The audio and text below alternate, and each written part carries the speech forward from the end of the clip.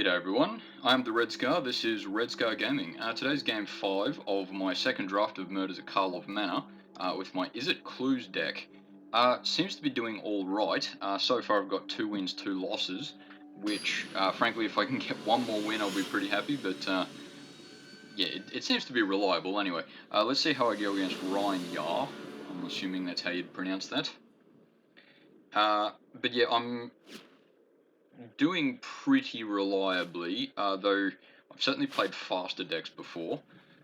That's interesting, because I can go turn 2 Red Herring, turn 3 Disguised Bubble Smuggler, turn 4 Cold Case Cracker, assuming all stars align alright. And Public Thought, Thought Thoroughfare, sorry, you know what I mean, is good, but yeah, I'm sort of regretting drafting that, to be honest, because it doesn't seem to have really played out when I wanted it to. Now, Red Herring can basically not attack just at the moment. In fact, what I should have done was play Public Thoroughfare just then, because Bubble Smuggler is not going to be able to attack or block very effectively, so yeah, I really should have played Public Thoroughfare then, but look, I may as well play Red Herring, because even if his attacks are useless, at least he's not going to die anytime soon. And look, the benefit of him is that you can sack him to draw a card, so look, if he's going to die anyway, may as well draw a card from it. In fact, let's do this attack thing now. See how he blocks, because if he just blocks with the 1-3, then hey, that's alright, I don't die. But yeah, if he blocked with that, then at least I'd take out something that I don't mind him losing. So yeah, I'll play Bubble Smuggler face down. And the more I say Bubble Smuggler, the more I like it as like a pet's name. So like if I ever get a pet octopus, I'll call it Bubble Smuggler.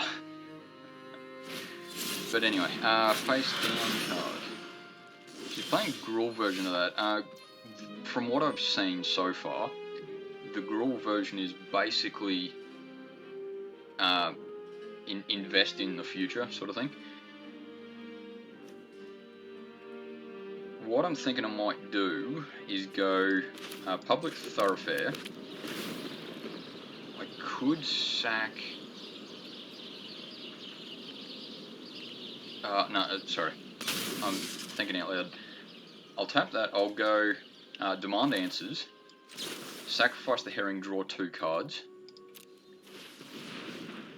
Partly because at the moment the Herring is doing nothing, just remaining tapped is basically what it's doing. And while that does make my board a bit smaller, at least I'm drawing 2 cards in the meantime. So the coming turn I can play Cold Case Cracker, which will at least be able to block 2 2s. I can Galvanize a bit, I'll soak my opponent, but at least he's going to pay the extra 2 mana for it.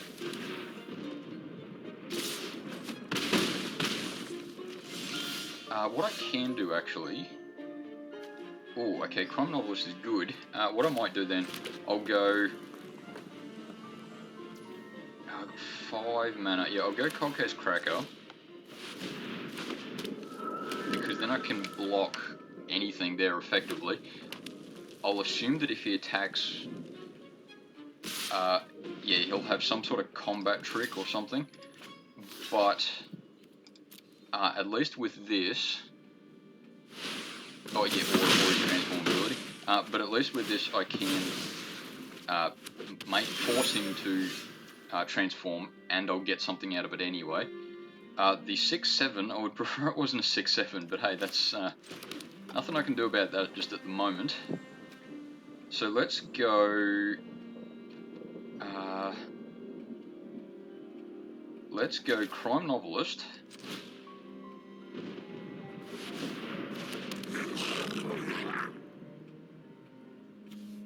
If I go...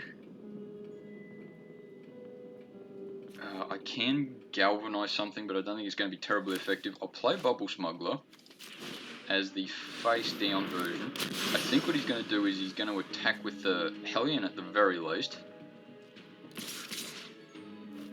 He's probably going to transform that downward facing card too, but look, I've got to...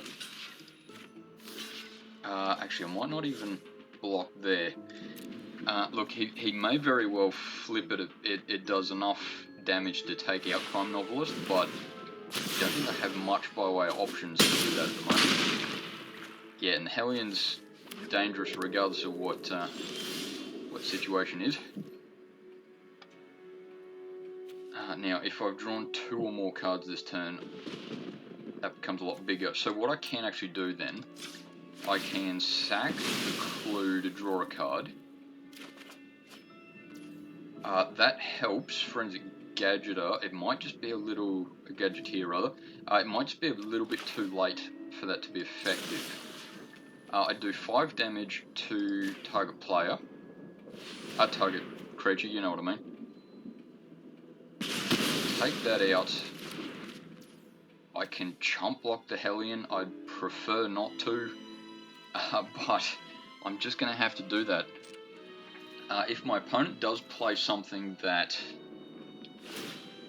look, is it effective enough that it's worth casting Reasonable Doubt, even if he does pay the extra 2 for it, I don't think I'll mind casting it. Yeah, even if he does pay the extra 2 for it, because then that's sort of one less spell that he'll be able to cast this coming turn. So yeah, I just have to chump block the Hellion. Even if he was transformed, he wouldn't do, or undisguised. Even if he's undisguised, he would just be chump blocking anyway, so I'm glad I haven't spent that extra mana in this particular case. Yeah, look, Reasonable Doubt is not going to be effective enough.